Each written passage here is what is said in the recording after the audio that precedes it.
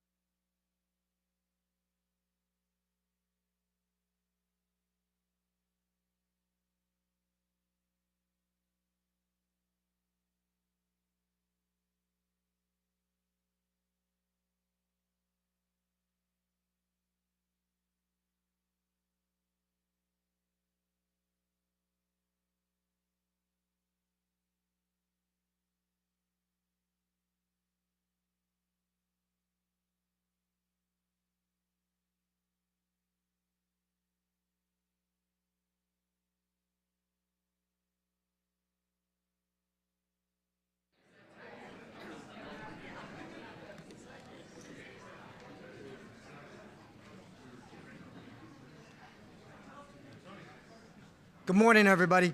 Can you all hear me? All right, perfect. Well, first of all, welcome to the 26th Annual Sacramento District Attorney Outstanding Citizen Award Ceremony. Thank you so much for coming here today. Now, before we begin, I'd like to recognize a few elected officials and local leaders as well that are in attendance, starting with Supervisor Pat Hume. I also see Sacramento City Council member Phil Pluckenbaum in the back as well.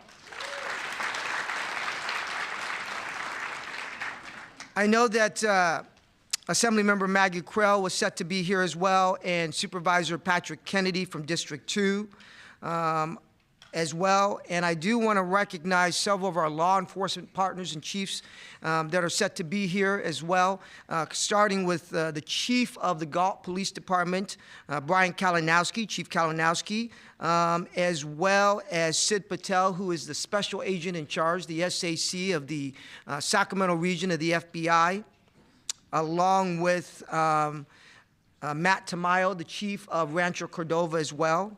Assistant Chief Moser from the CHP, Greg Stuber, who is the president of the Sacramento County Probation Association, Julie Weary, who is the interim chief from the Probation Department, and there are some additional, I think Adam House, who is the chief of Sac Metro Fire, is set to be here.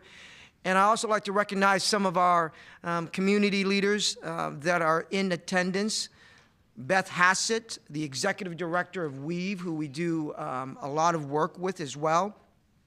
In addition to Rachel Rios, the executive director of La Familia Counseling Center.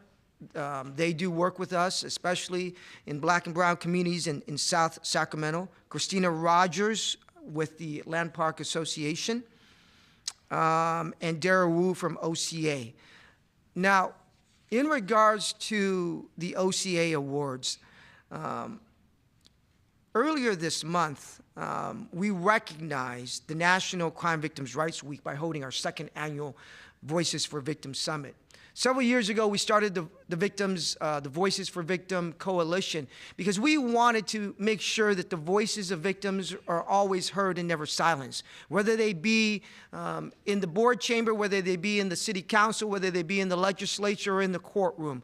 We want to make sure that the voices of victims are always heard. And one of the key partners that we have in regards to making sure that the voices of victims are heard are our victim advocates. And I want to recognize our victim advocates. And those advocates that are in the room today, can you please raise your hand? Please raise your hand. All right, let's give them.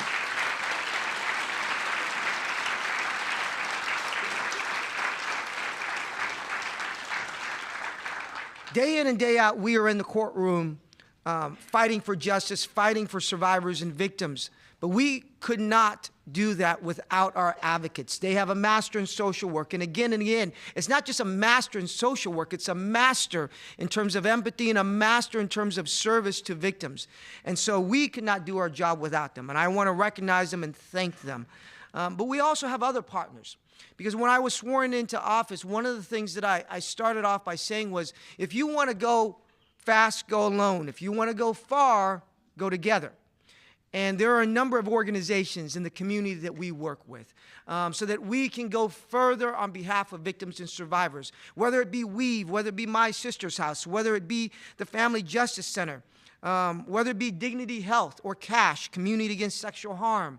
Again and again, we collaborate and work with other groups to make sure that we fight for victims inside and outside of the courtroom. And part of that partnership is Get Help SAC. We started, for example, a website, an app, so that victims could utilize different resources in order to obtain justice for themselves and their families. And along with that, and I had mentioned the Voices for Victim Coalition, and there's several members that are here today. And one of the things that we do with that is we had a summit which we brought in legislature and legislators, and we brought in the sheriff to talk about victim advocacy and what we're doing with that. So during the ceremony today, with the theme of survivors and victims and giving them a voice, we have our quilt up on the wall here. And our quilt that we have up here on the wall reflect those that have been murdered, those that we have lost over the years. And so that is in recognition of them. They are made by our homicide support network, and they make sure that we remember their faces and their lives, because although they've been taken away from us, they remain with us always as long as we go on living. And so I start today, as we have in the past, with the Beacon of Hope Award. And this award recognizes individuals and organizations who, through compassion and dedication, through victim advocacy, really push forward public safety. And I want to first bring up Deputy District Attorney Elise Stafford to give our first honoree of the Beacon of Hope. And the Beacon of Hope is an award that shines the light into the future and gives us inspiration and hope. And one of those awardees is former awardee is Keith Hill, who's in the audience today. And so I want to hand this over to Elise Stafford to give the award for the Beacon of Hope, our first one this year. So Elise.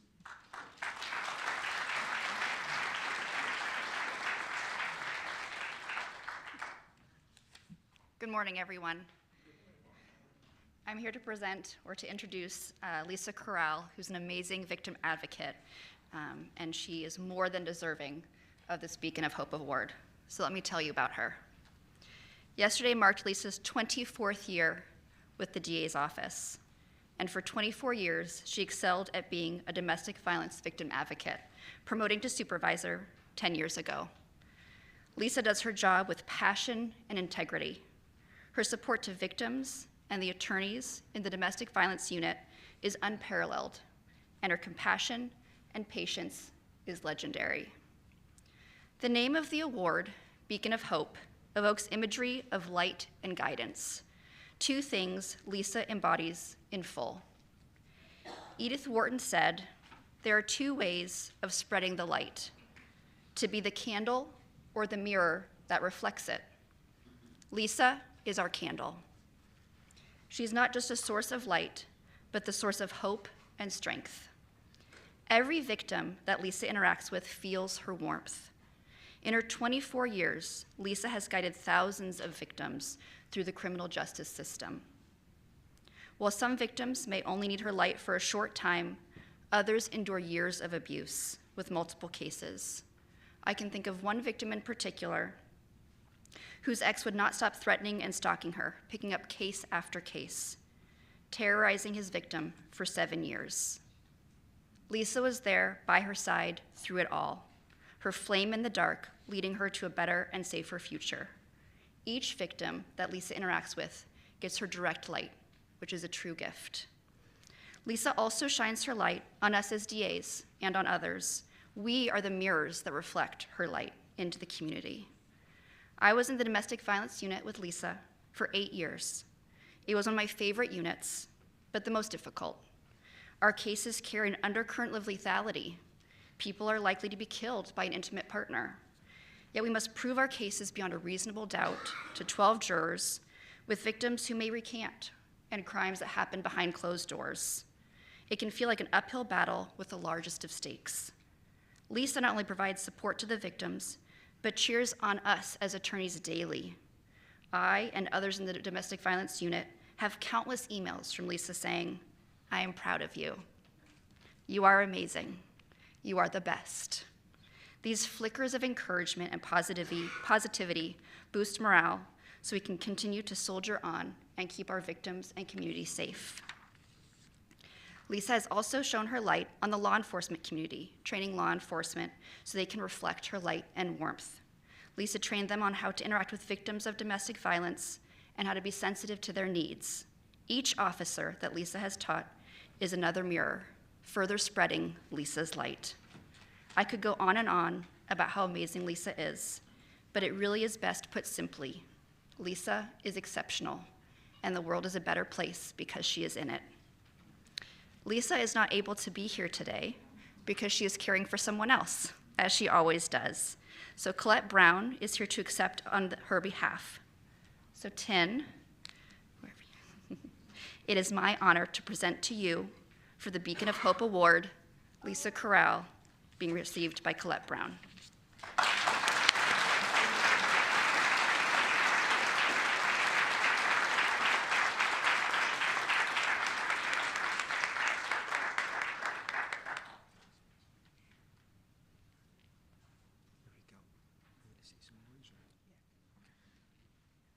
I just want to say that I am honored to accept this award for my colleague and my friend, Lisa Corral. As was spoken, she is not able to be here today because she is caring, of course, for someone else. But in her quiet spirit and her strength as she helps domestic violence victims, she is always with us. Thank you so much.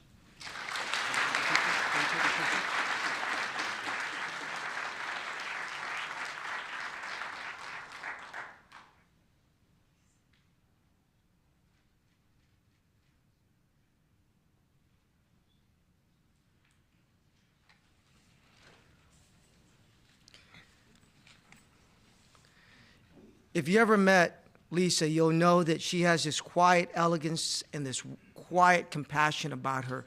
But anybody who meets Lisa is immediately feels that impact. Now, I'm going to invite Assistant Chief Deputy DA Rochelle Beersley to present the next Beacon of Hope recipient awardee. So, Rochelle. Thank you, Tin. I'm going to bring my friends down here with me.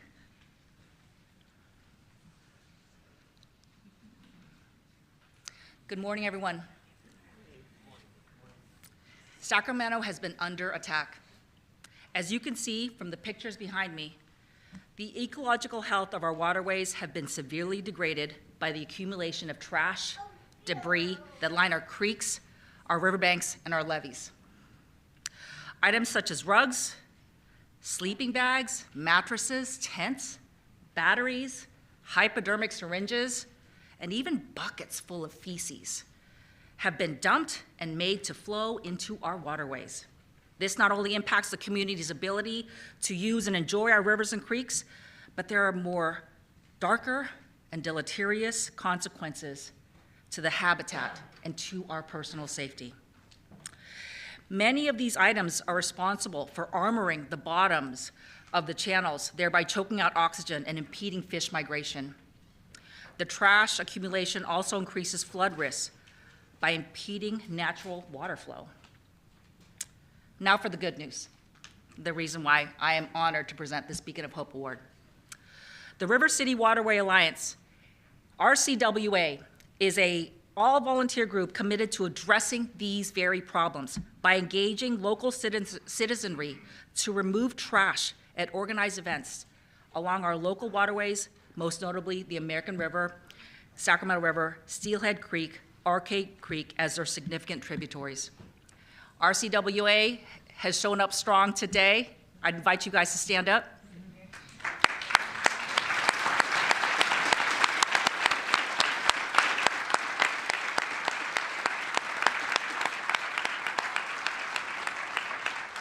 These volunteers use an arsenal of tools and supplies to remove trash at an impressive amount and pace. Now, I had to double check these numbers this morning, guys.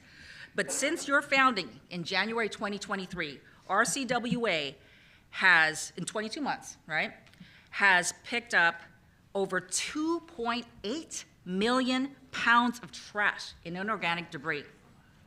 That's 700 cleanups worth, but still quite impressive. RCWA typically hosts 4 or 5 events per week and show no signs of slowing down. These numbers reflect a groundswell of change made possible by a team of dedicated volunteers.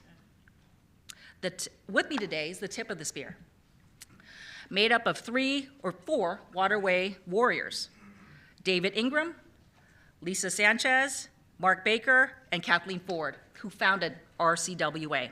Tin, it is my absolute pleasure to present RCWA as this year's Beacon of Hope awardee.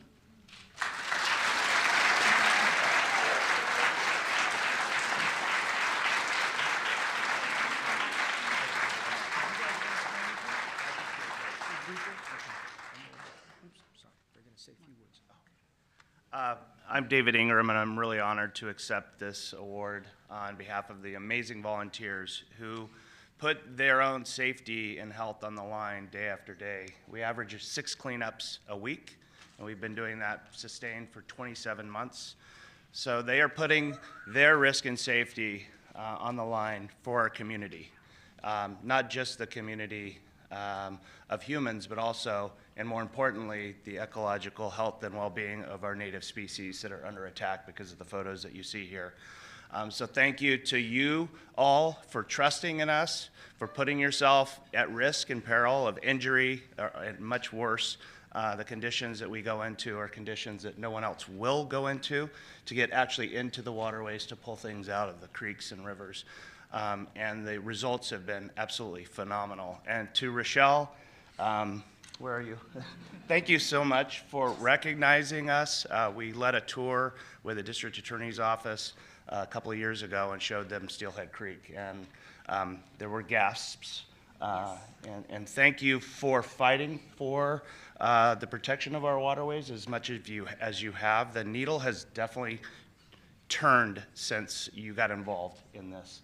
And Rochelle kind of took us under her wing, and we have worked hand in hand for 2 years now. And the numbers keep changing. Rochelle keeps asking for updated numbers, but when you're pulling out an average of 100,000 pounds of trash and debris a month, which is about 3,500 pounds a day on average, over 22,000 hypodermic needles, the stats just keep adding up. And again, we're not slowing down. We wish we could, but we have a lot of work ahead of us. And thank you for supporting us. We are an all-volunteer group, and donations are much appreciated because we operate on a very, very shoestring budget. We have over 400 videos on YouTube. You can see our cleanups. We have a very active Facebook page. We're on Instagram, and because of Lisa, we have a TikTok now. So we're trying to cover all the bases. So thank you all so much. It's such an honor to be here today, and thank you. Thank you. You're so cool.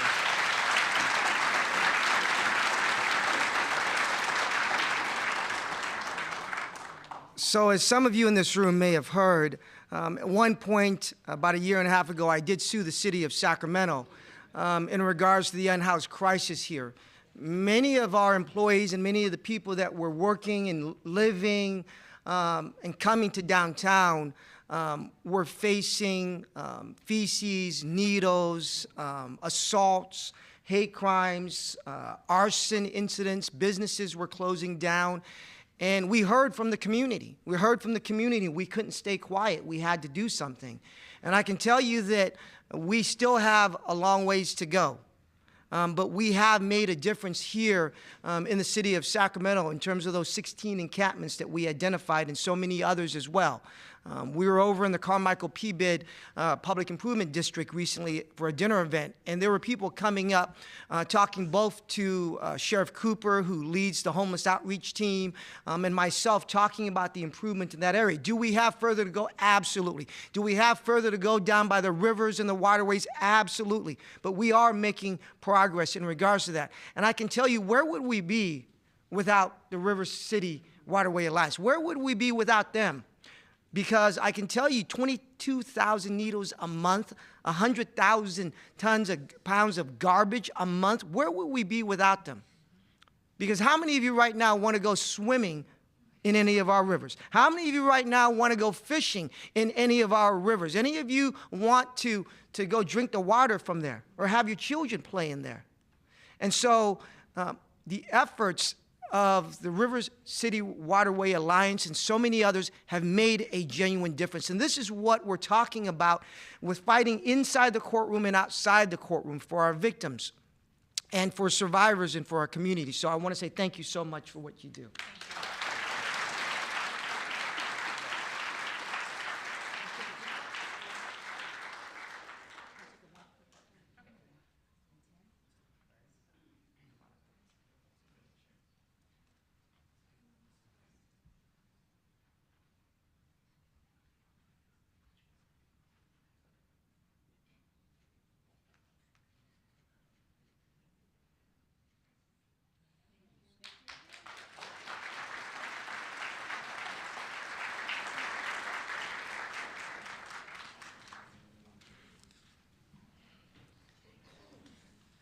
And now I would like to move the portion of our ceremony over to our Outstanding Citizen Award recipients. And these are nominated by our deputy district attorneys, by our advocates, by our investigators. When we feel that either a victim or a community member, such as a witness or somebody else, have demonstrated extraordinary courage and overcome circumstances, or they have demonstrated in terms of above and beyond their service of really protecting our community and helping people out. And so I'm going to invite at this point Deputy District Attorney Kevin Higgins, who is the community prosecutor downtown, to present our first two awardees. So, Kevin.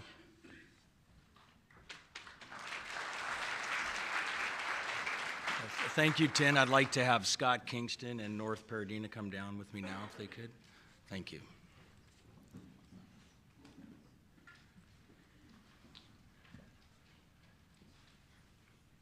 Good morning, everybody. First, I'd like to introduce our two honorees, or my two honorees that I'm honoring here today, or that we're honoring. First, Scott Kingston, Senior Vice President of Turton Commercial Real Estate, and North Paradena, General Manager of Paco's Bike Shop. These honorees are here today for their display of personal courage and personal initiative in taking decisive action to protect small businesses against the very real, very damaging effects of crime. We often say that crime does not pay. Well, that is true enough. We don't quantify how heavy of a cost crime is to businesses, especially small businesses like Paco's Bike Shop, that are the backbone of our local economy. In Sacramento, the capital of the 5th largest economy in the world, it is critical that we nurture, support, and shop at our small businesses. It is worth remembering that Apple and Hewlett-Packard both started as small businesses in California. Over the past few years, small businesses have faced significant challenges, from COVID shutdowns that hit small businesses especially hard to organized retail theft. Despite these challenges, there are individuals in our community, our county, thank you, Tin, our city, who understand the importance of small businesses to our economy and who work hard to get them to come here and to invest in the Sacramento economy. One such person is our first honoree, Scott Kingston.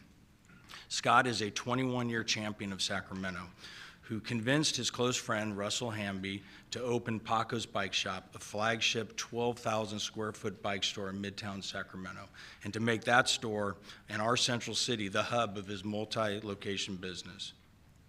Given Sacramento's cycling culture, it was a match made in heaven, a locally owned and managed small business that would provide jobs, income, tax revenue, and yes, great bikes to Sacramento.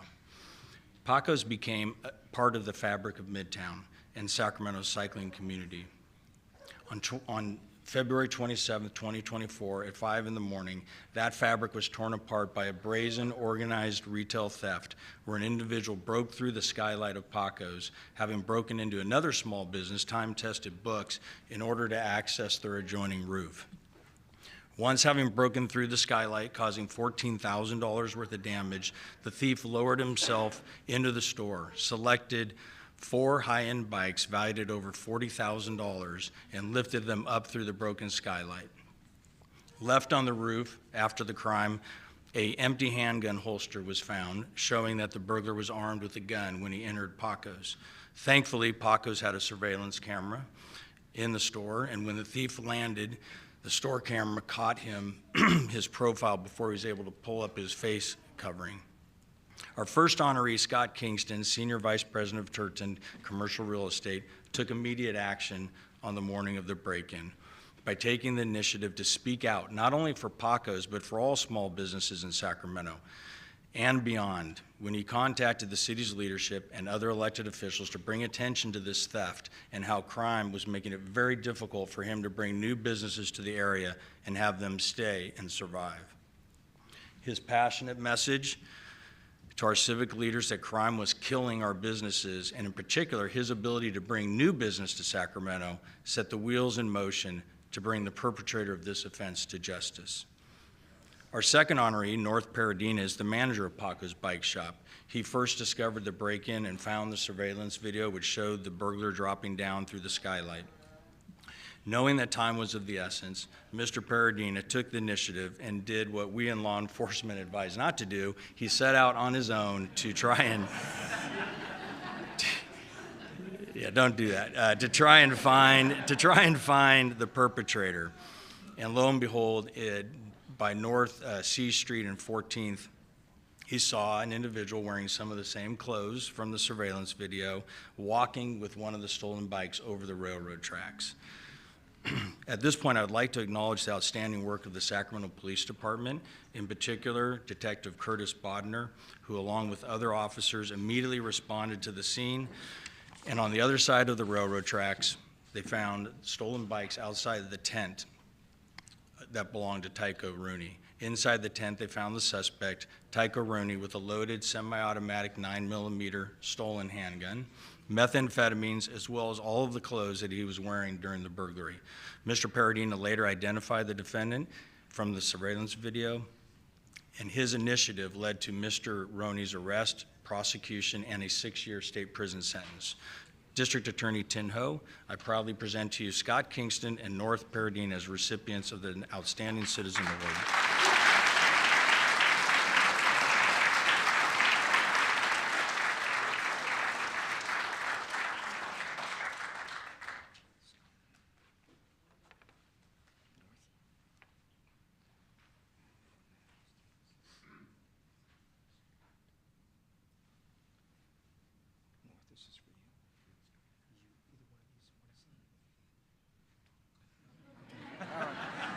You know, they didn't want to say anything, so I'm going to say a few words. You know, when we talk about retail theft, Sacramento was actually 7th in the state of California in retail theft as of 2 years ago. We had a big box retailer in Sacramento that saw a 250% increase in retail theft in just 1 year. We had a small business owner who owned a convenience store, and he said 6 out of 10 people that are walking in and out of his business every day are stealing from him. So how do you stay in business when that's the case? And you have laws that 10 years ago made essentially petty theft a misdemeanor, and then took away for our old-time prosecutors here that we used to have petty theft with a prior. And so this last year, I was one of several individuals that really pushed for the passage of Prop 36 that really gave us the tools to go after repeat theft offenses. And when we look at theft offenses, and this is one of them, they wreak havoc upon our small businesses that form the backbone of our communities. And so we have 2 individuals here that didn't give up, that didn't give in, that actually stood up and stepped forward and really, with law enforcement, brought these individuals to justice and to make sure that people are held accountable when it comes to theft offenses. And it means something to them, it means something to the small businesses, and it means something to our community. And so thank you so much for your efforts.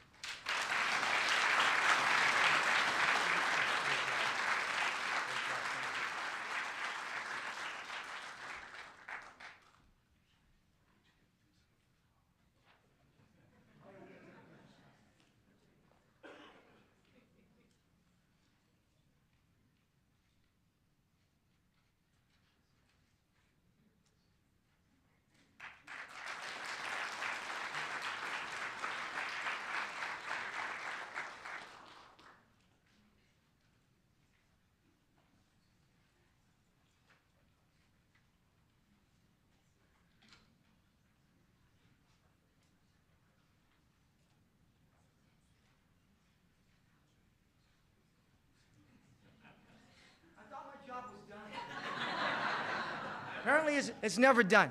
So, thank you, Rochelle, for reminding me. My apologies. I'd like to now bring up Supervising District Attorney Allison Dunham to present our next group of awardees, and there's going to be several of them.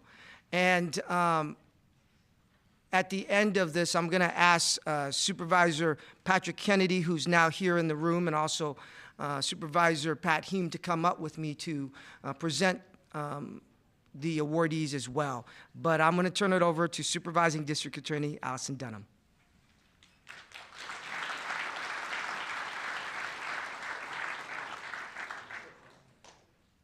Thank you, Tin. Today, I'm honored to introduce three extraordinary individuals, Demarie, Harrell Fisher, and John Stubbe. Could you please join me today?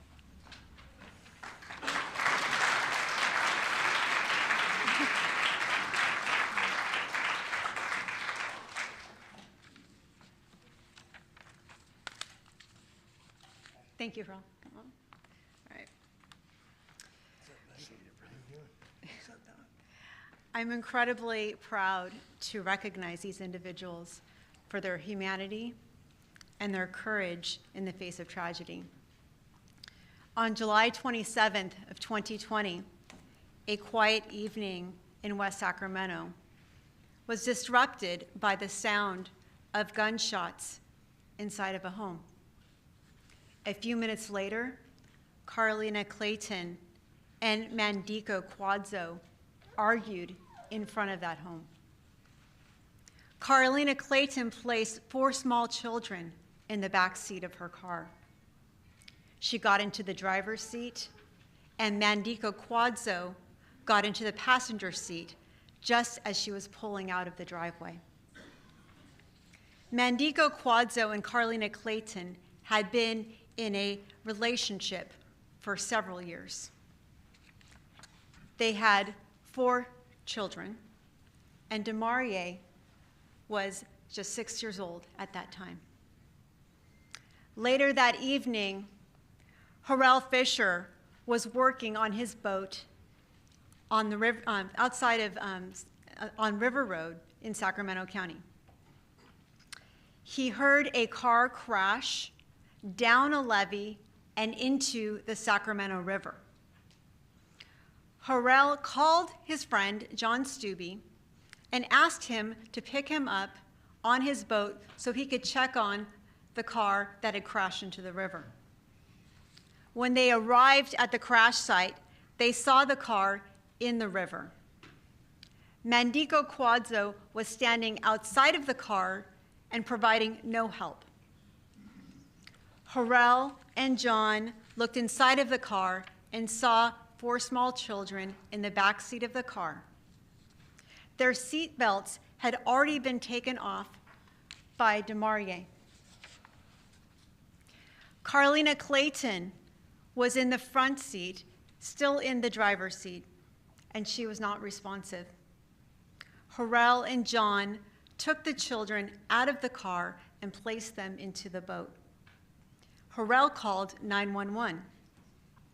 CHP officers arrived, and they determined that Carolina Clayton had passed away.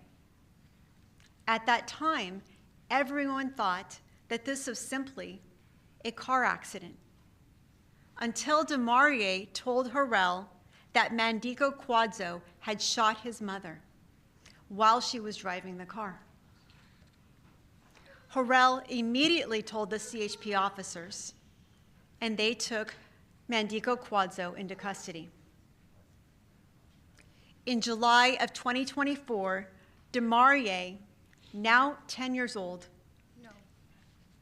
at that, well, I know, but in 2024.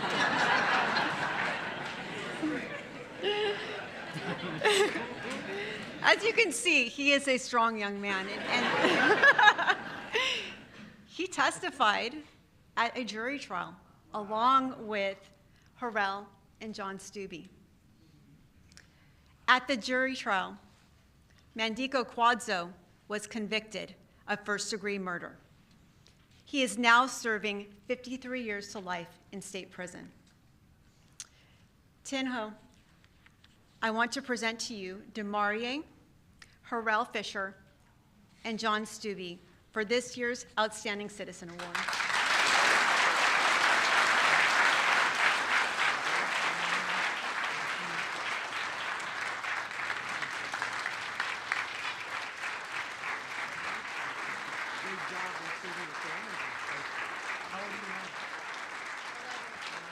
Nice job, young man.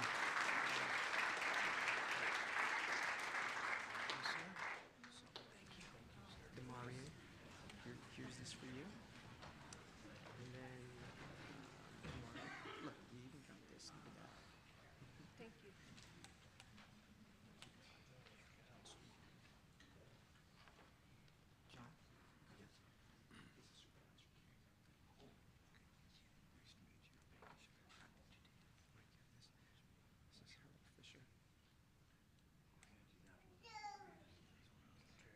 stand up here with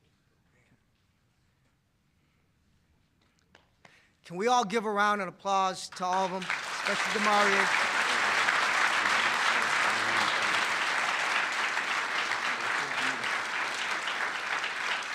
Now, young man, I want to ask you, how old are you? 11. All right, you're 11. And what grade are you in now? I'm going to middle school next year. Middle school? All right. You play any sports? I play 4. You play 4. Okay, what are the sports you play? Football, soccer, basketball, and baseball. What's your favorite sport? Football. Football? What position do you play? Linebacker. All right. You're an enforcer, aren't you? All right. Well, you know what? A linebacker, one of the greatest qualities is that they protect their team. And I can tell you that you protected your family through your courage, and they are here because of you. Okay? So thank you so much. And when we talk about protection, we talk about linebackers, and we talk about somebody that's willing to stand up and be courageous. You have 2 individuals right here who did that. They took time out of their day. They could have just turned away, walk away, and do nothing, but they stepped up, and they stepped forward, and they helped save that family. And to them, I want to thank them as well, and appreciate everything that you guys do.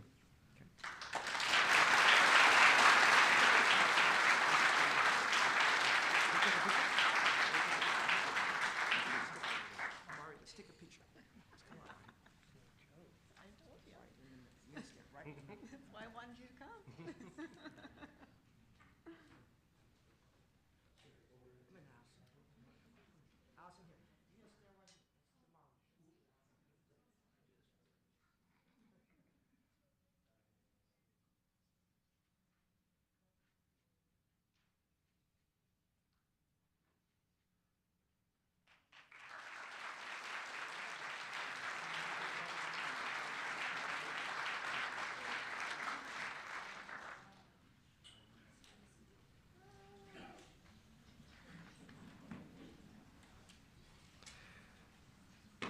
For our next award recipient, I'd like to bring up Deputy District Attorney Courtney Martin, who's going to make the presentation. Courtney?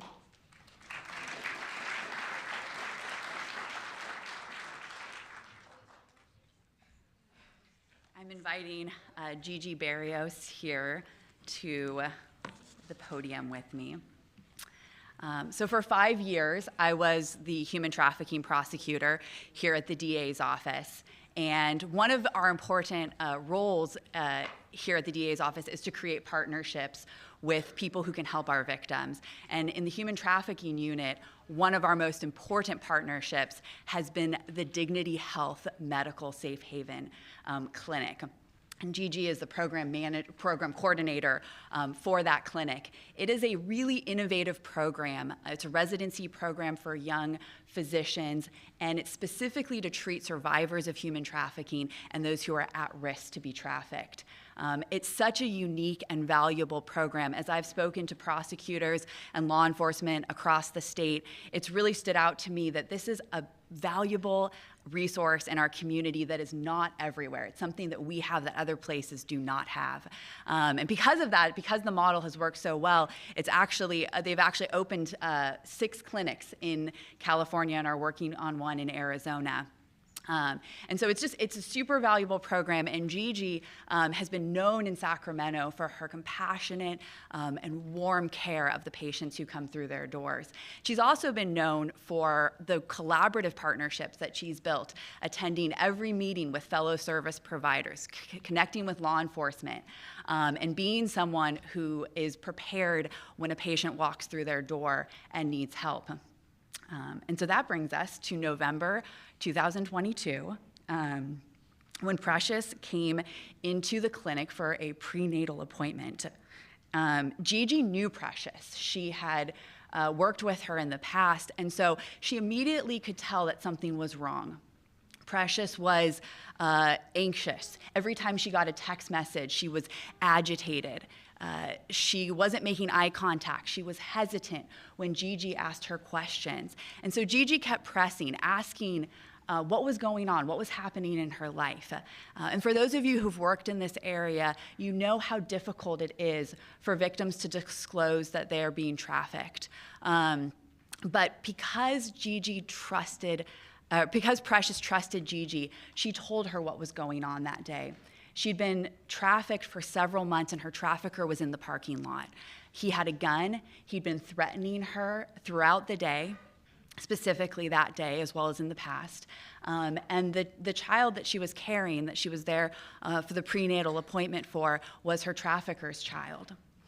And so Gigi immediately sprung into action. She had staff at the clinic call 911, and then because she had those collaborative partnerships, she also personally reached out to detectives at the Sacramento Police Department and told them what was going on.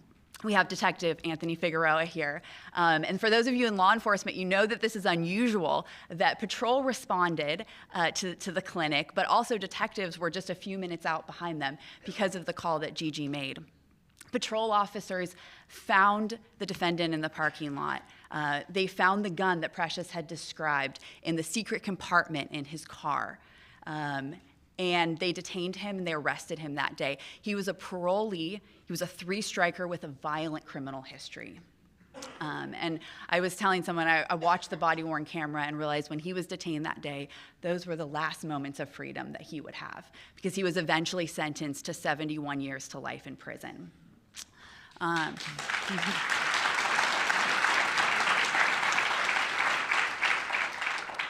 The work wasn't done that day. The detectives still needed to talk to Precious about what had been happening. And that's a tremendously difficult thing for a victim to do. And so with Gigi by her side, Precious talked to detectives. She showed them her cell phone. She showed them thousands of messages from her trafficker where he had controlled her life over the months preceding this. She described how he had groomed her. He portrayed himself as this boyfriend who cared for her and wanted to build a life with her. And then he flipped the script on her. He turned her out on the Blade, which is the area known for trafficking and prostitution in Sacramento. He threatened her, he beat her, he threatened to hurt her family and her children. He controlled every aspect of her life for months. And we were able to get that information, get the cell phone evidence, and prosecute this case successfully. That day, Precious was also taken to a safe house where she found a community that supported her through the rest of her pregnancy and also through the birth of her child the following spring. Precious testified the following summer at a trial, and she came to the judgment and sentencing, and she gave an amazing victim impact statement that I can't read without crying, so I won't do it. But Precious is here with us today, and she said to Gigi, she turned to her and she said, "You saved my life that day." We also have the victim advocate, Stephanie Esquivel, here. Okay, you guys have to stop crying because Stephanie and Gigi and other advocates from the International Rescue Committee and Women of Worth continue to support Precious. And she's doing great today. It's so fun to see her. She's so bubbly.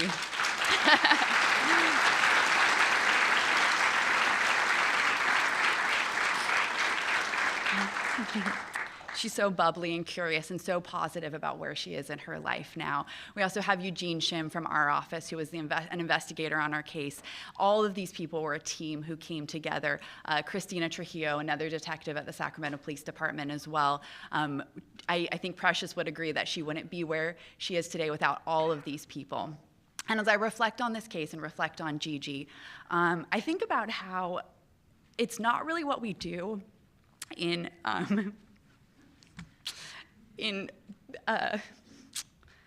big moments of crisis. It's really how we prepare for those moments.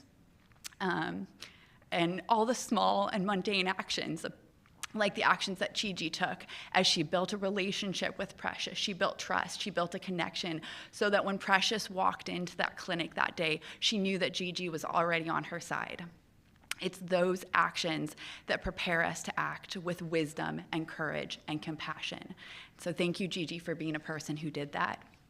And Tin, I am very thankful to present Gigi Barrios as the Outstanding Citizen.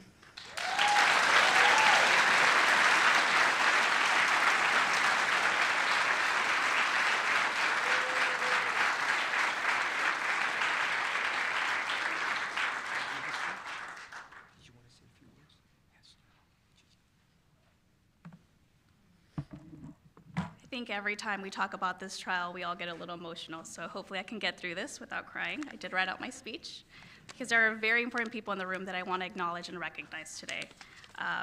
This award, I don't feel like it's about me. I do feel like it's truly about the collaborative work that we all were able to do.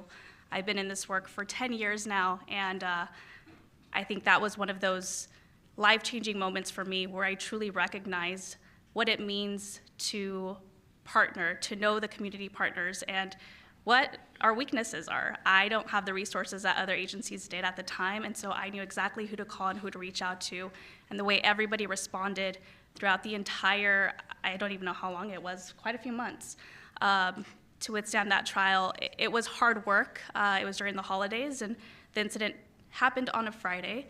And so if you know anything about this work, Fridays, you kind of just hold your breath and hope that 5 o'clock hits and nothing happens, but that happened to be one of those days where it was a long night right before the holidays, and everyone involved in this situation ended up working even on their time off, and so just truly grateful for everybody that was involved and for the great success that was able to come out of it. I'd like to begin by expressing my deepest gratitude to District Attorney Tin Ho for this incredible honor. Thank you. I'm also sincerely thankful to Deputy District Attorney Courtney Martin for unwavering commitment and fierce pursuit of justice in this case. A special thank you to the DA's victim advocate, Stephanie Esquivel, and to Vanessa Velarde, who is not in the room today, but she was a program manager at the International Rescue Committee at the time, for working hand in hand with me to ensure the victim and her 2 children were connected to safety, resources, and healing. To Detective Anthony Figueroa, who quickly responded to my call and supported Courtney Martin throughout the trial, and to Christina Trujillo, who got our patient to safety that day. Thank you both for your compassionate response on that critical day. Your empathy and patience made all the difference in how our patient experienced law enforcement. That's very important in this work. Thank you. I also want to recognize Detective Jason Collins. Although he was serving on a different mission that day, he has been a longstanding partner to our medical safe haven and continues to lead impactful work through the Sacramento Police Department's Human Trafficking Task Force. To the entire Dignity Health Medical Safe Haven team, thank you. You continue to create a trauma-informed healthcare space where survivors are treated with dignity and respect, and their needs met with compassion and care. To my friends and family, your love, support, and constant encouragement mean the world to me. I truly could not do this work without you. I know they're all scattered in the room, but I also was met with a sweet surprise. I was not aware that Precious was going to be in the room today, so I just wanted to say I'm so grateful for you. I've known you for almost 10 years now, and just to see how far you've come, I'm incredibly proud of you. The courage that you demonstrated that day was not easy at all. I witnessed that firsthand, and I'm just so proud. That courage is inspiring not only to me, but everybody involved in the case. So very proud just for standing up for yourself and also for fighting for your children, so that cycle doesn't repeat itself. Thank you.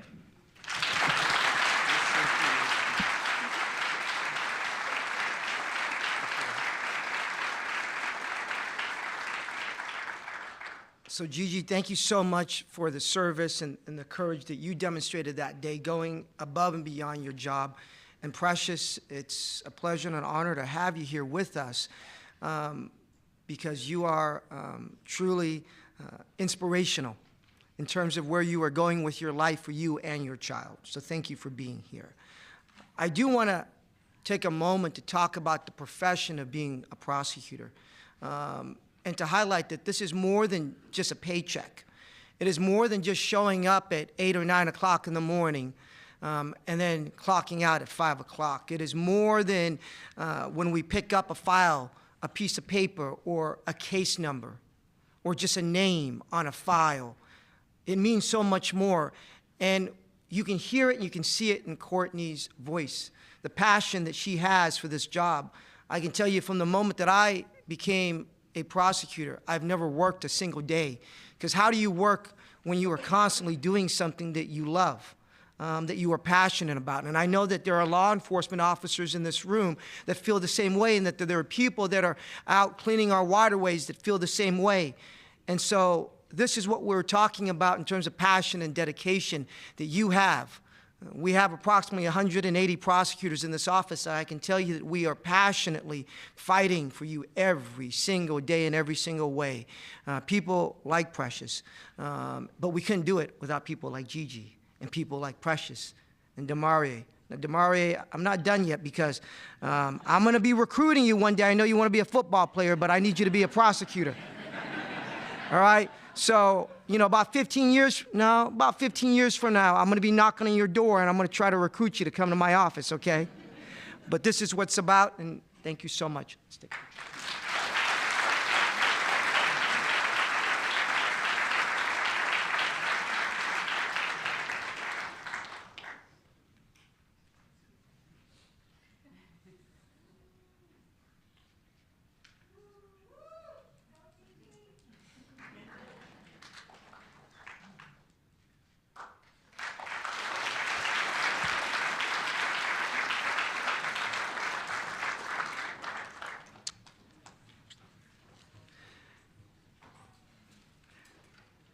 Now I'd like to bring up for our next and I believe last recipient awardees, and there's going to be several of them, Deputy District Attorney Mai True. Mai?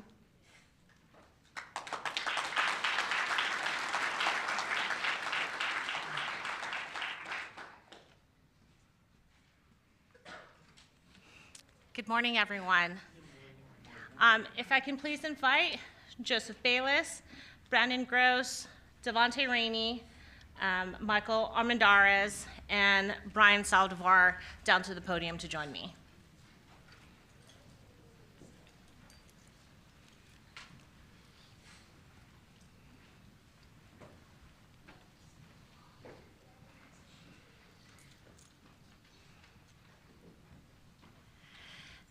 Today I stand before you honored to recognize and nominate these 5 men for standing up when it counted and for making a difference in many people's lives.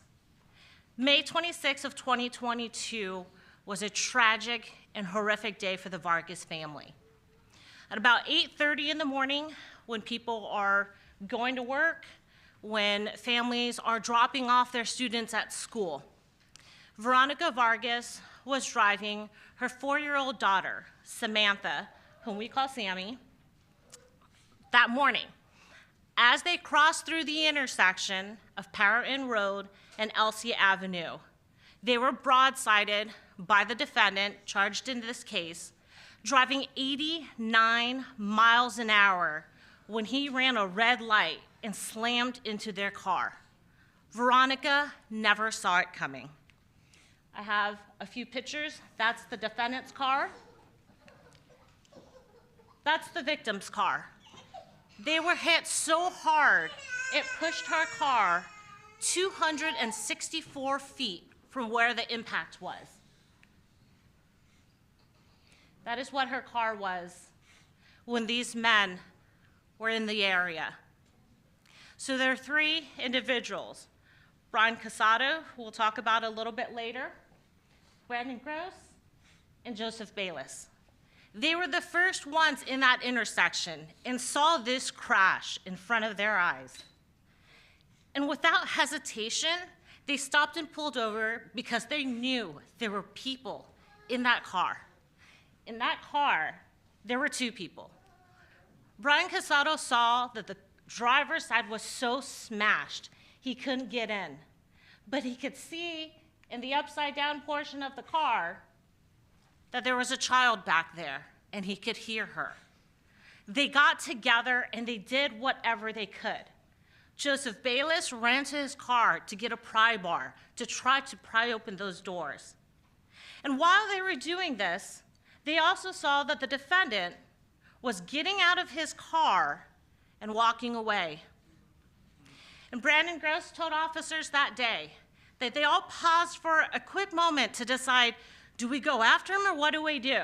But they decided that innocent victims who were seriously injured in that car deserved their help. They worked together to provide comfort to Sammy and to try to help them before first responders arrived. But on the other side of that, there are also other individuals who saw what happened. Brian Saldivar, Devontae Rainey, Michael Armendariz. They saw that there was a group of people that were helping the victims in their car, and they saw the defendant walk down the street, getting away. Devontae Rainey was standing there, and he started talking to the other bystanders. What do we do? He's just walking away. And a complete stranger had a bicycle and said, hey, you can take my bike, follow him. Devontae Rainey got on that bicycle and chased after the defendant. He knew nothing about this person, didn't know whether he was violent, didn't know whether he had a weapon, but he followed him anyway. When we were at the jury trial, he was sitting on the stand and I asked him, why? Why did you do that? What made you make that choice? And he said, because it wasn't fair that someone could cause the damage and do what he did and then just walk away. Devontae took it a step further. He took pictures of the defendant as the defendant was walking away so that it would be documented. He also took a video. You see the defendant just keeps on walking.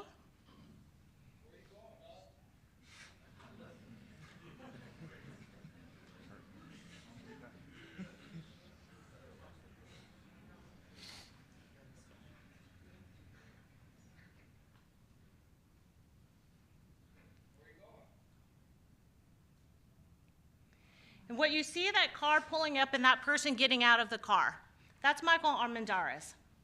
He saw the crash happen, he circled around, and he later came back because Devontae was all by himself. So Michael saw this happening, he pulls up, and Devontae tells him, that's the guy. That's the guy that caused the crash, and he's trying to walk away. So Michael got himself involved. He took the defendant to the ground to hold him so the defendant could not get away. The defendant still wasn't giving up.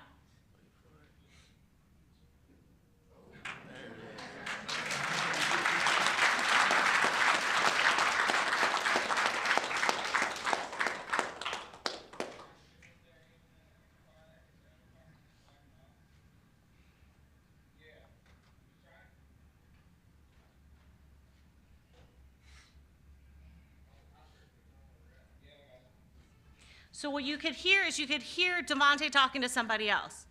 He was talking to Brian Saldivar and later another gentleman who came, Jose Garcia, to help. Because it took 3 of them to hold the defendant down to stop him from struggling. And they were a few blocks away from the scene. Had they not done that, CHP may not have ever found the defendant or figured it out or gathered the evidence that we needed. When I asked Michael on the stand in front of the jury, why did you do what you decided to do? And his response to the jury was that it was the right thing to do. That if it was my family in that car, I would hope that somebody would step up and do the right thing for me too.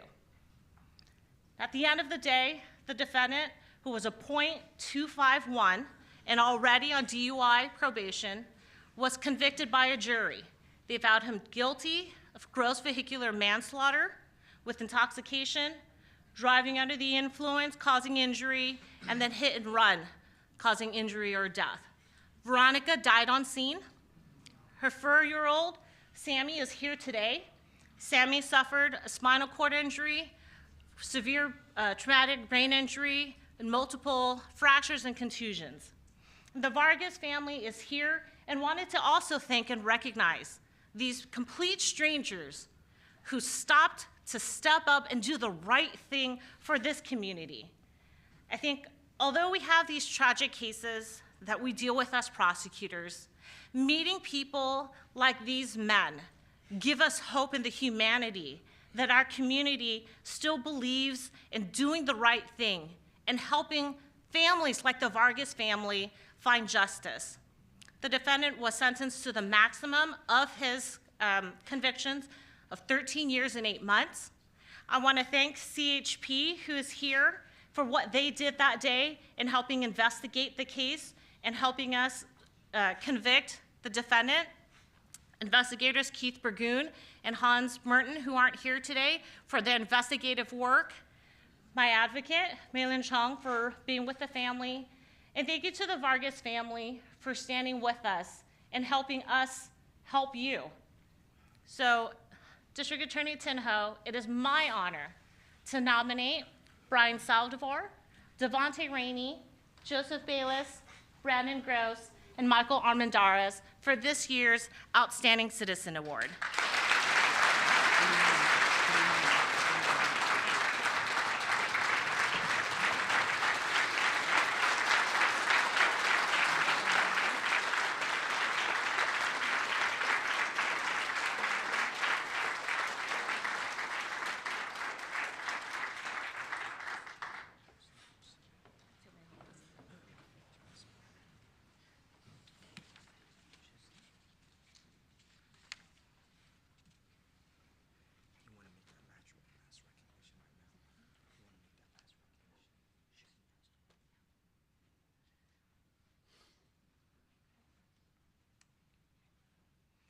I do also at this time want to acknowledge Brittany Casado.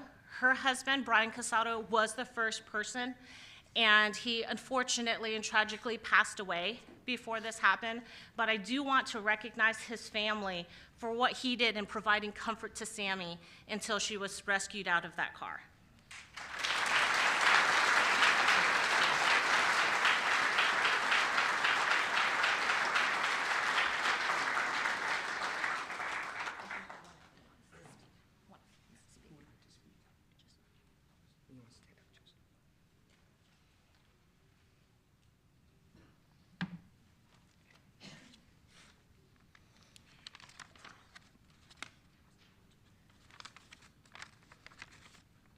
Good afternoon, everybody.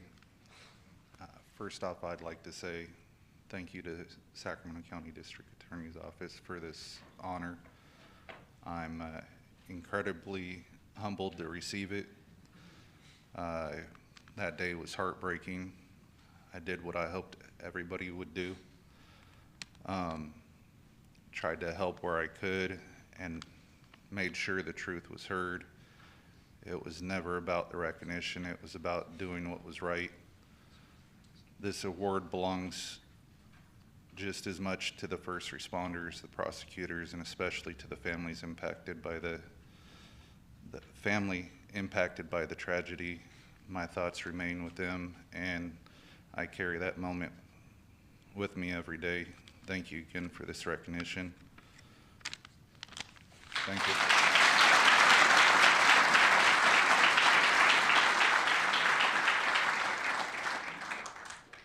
You know, I do want to recognize, and I know that Mai did already, the Vargas family and Sammy for being here today. Thank you for being here today.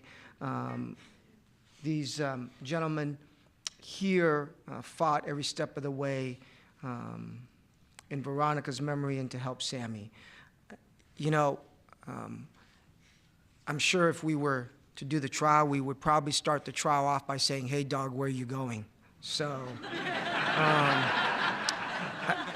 I think I'm always going to remember that if I were to do this trial, and I'm not sure how Mao did it. My first comments and opening statement was, "Hey, dog, where you going?" And when you're talking really about the Outstanding Citizen Award, you're talking about people that are willing to stand up and take a step forward, like so many people that have received awards today.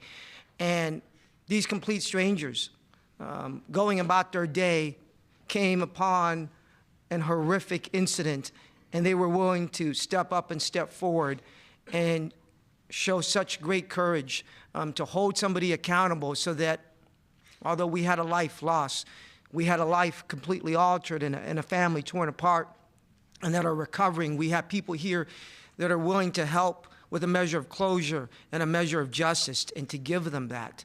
And for that, we thank each and every one of you. Thank you so much.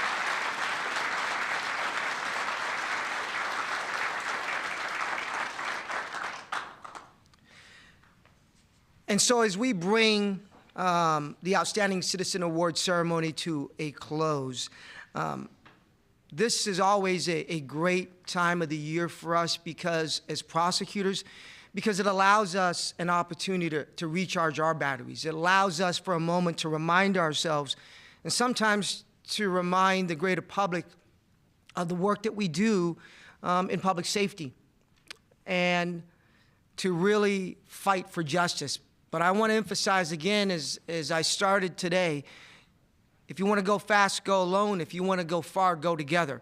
And where we are going, where we have gone, where we are going right now, and where we will go in the future to make sure that victims and survivors receive the justice that they receive and that they are due, we can't do so without each and every one of you, especially those in the community, those in law enforcement in blue and those in the community. And with that, thank you so much, and I look forward to seeing you again next year. Thank you. And I'm going to invite all the recipients to come up here so we can take one last picture with all the recipients. But thank you so much.